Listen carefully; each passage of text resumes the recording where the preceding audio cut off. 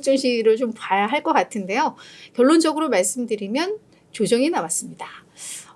우리 제롬 파월 연준 의장이 또다시 우린 금리 인하에 대해서 정말 신중할 거야.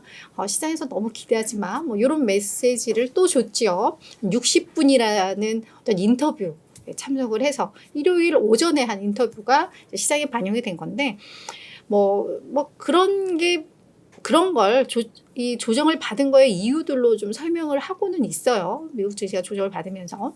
근데 사실 그거는 우리가 일단 맞추죠. 결론을 보고 나서 이 올랐는지 내렸는지에 대한 뭔가 이유를 대야 되다 보니까 그냥 딱 좋으니까 붙인 거지. 사실 지금 시장은 그런 금리 때문에 막 떨어지고 오르고 이런 상황은 아닙니다. 그죠? 그래서 그런 걸 좀 감안해서 금요일 날 또 많이 올랐으니까 이제 또 쉬어가는 거고 그냥 그런 추세가 일단은 윗방향으로 향해져 있기 때문에 저희는 그냥 그거를 보면서 하루하루 올랐다 떨어졌다 뭐 이런 거에 대해서는 너무 민감하게 반응하지는 않아도 될 것 같습니다. 지금 시장 자체는 기업들의 실적도 그렇고 특히나 AI를 바탕으로 해서 AI 기술을 바탕으로 해서 빅테크 기업들이 너무 좋은 그런 흐름들을 이어가고 있기 때문에 아직 이 기조가 깨진 것 같지는 않습니다. 그래서 그건 우리가 참고를 하면서 시장을 봤으면 좋겠어요. 자, 일단 지수를 보시면 다우가 0.7% 내렸고요. S&P 500 0.3, 나스닥 지수도 0.2% 하락을 했습니다. 일단 시장에서는 그나마 가장 중요한 이슈로 봤던 건 우리 제롬 파월 연준 의장이 지난 일요일 날 했던 그 인터뷰 내용들입니다. 그 내용들을 잠깐 좀 살펴보도록 할 텐데요. 사실 새로운 내용은 하나도 없었어요. 어차피 저희 FOMC 회의 마치고 나서 했던 얘기잖아요. 우리 3월에 금리 인하는 전혀 가능성이 없고 계속해서 인플레이션이 목표치인 2%에 내려간다라는 확신이 있을 때까지 우리는 움직이지 않을 거야. 이 얘기. 똑같아요. 똑같은데 하나 좀 보도록 할게요. 올해 금리 인하 신중하게 진행할 것이다. 시장이 예상하는 것보다 상당히 느린 속도로 움직일 것이다. 그런데 이게 또 직접적으로 한 얘기는 이 부분인 것 같아요.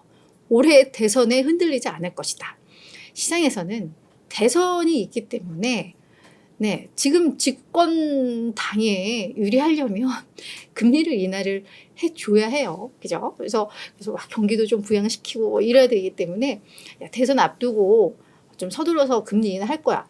이런 기대감들이 있었죠. 근데 우리 대선에 흔들리지 않을 거야. 근데 이 멘트는 연준 의장으로서는 당연히 할 얘기죠.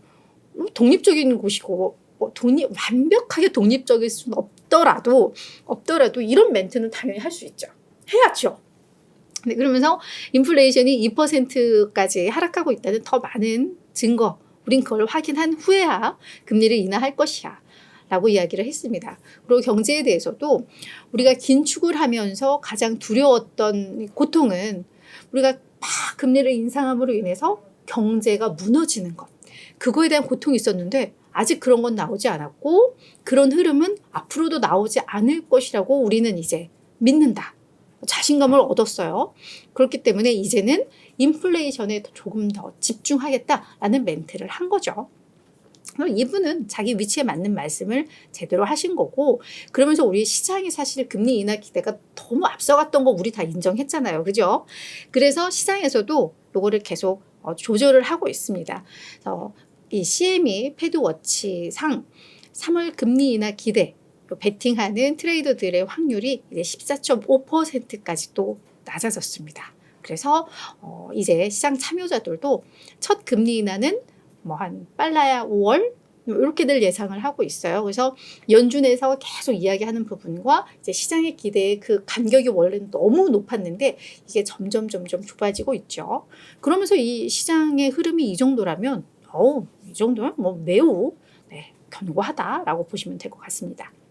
그래서 10년물 국채 수익률은 어제 그러니까 금요일 날 한 4% 다시 돌파했다라고 말씀을 드렸는데 또 올랐어요. 4.16%까지 오르기는 했습니다. 그래서 이렇게 시장 조정에 대해서 시장에서는 제롬 파월 연준 의장의 이런 멘트들 그래서 금리 인하에 대한 기대감 후퇴 이런 걸 제시하고 있다. 이렇게 좀 정리해 드리도록 할게요. 그 밖에 이슈들도 있었습니다. 경제 지표들이 발표가 나왔는데요. 어제 우리가 주간 일정에서 봤듯이 오늘 S&P 글로벌에서 집계한 서비스 PMI 그리고 ISM에서 집계한 서비스 PMI 요게 나왔는데요. 각각 다 뭐 확장 국면이 유지되고 있는 건 그대로 나왔고요. 전월보다 다 개선된 것으로 나왔습니다. 그러니까 서비스업 경기가 나쁘지 않다라는 거예요. 다만 시장의 예상을 S&P 글로벌의 서비스 PMI는 예상을 조금 밑돌았고 ISM 서비스 PMI는 예상을 많이 못 돌았습니다. 그래서 이 부분에 대해서 월가에서는 그래도 이제 올해 금리가 3월이든 5월이든 뭐 하반기로 넘어가든 금리 인하는 또 기정사실화가 되고 있는 부분이잖아요. 연준 인사들도 아마 하반기에는 인하할 거다라고 이야기를 하고 있으니까. 그래서 그런 금리 인하에 대한 기대감이 경제에 약간 활력을 좀 일으키는 것 같다. 그렇게 또 서비스업 지표를 보면서 그런 해석들이 나왔습니다. 다음은 우리 OECD 경제협력개발기구 여기에 클레어 룸바델리라는 수석 이코노미스트가 인플레이션에 대해서 약간의 경고를 좀 했습니다. 지금 홍해가 긴장 상태이죠. 무장 세력들이 그쪽을 탁 지배하면서 지나가는 선박들 공격하고 그러면서 또 미국과 뭐 이런 쪽에서 또 경고하고 뭐 이런 상황인데 이게 아무래도 글로벌 인플레이션을 상당히 좀 압박할 수 있다라고 이야기를 하고 있습니다.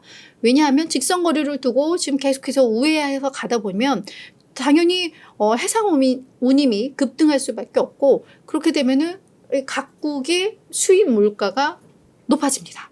그럼 결국은 그게 인플레이션을 자극하는 거죠. 그래서 요 OECD의 수석 이코노미스트는 뭐라고 했냐면 지금 뭐 연준도 그렇고 각국의 주요 중앙은행들이 금리 인하에 대해서 매우 신중하게 처신하고 있는데 이건 정말 옳은 일이다. 인플레이션이 언제 어떻게 또 자극받을지 모른다라고 또 이야기를 했습니다. 그래서 오늘은 전반적으로 좀 이런 부분들, 뭐 인플레이션, 금리 이런 게 오늘 시장에서는 가장 중요한 이슈였다.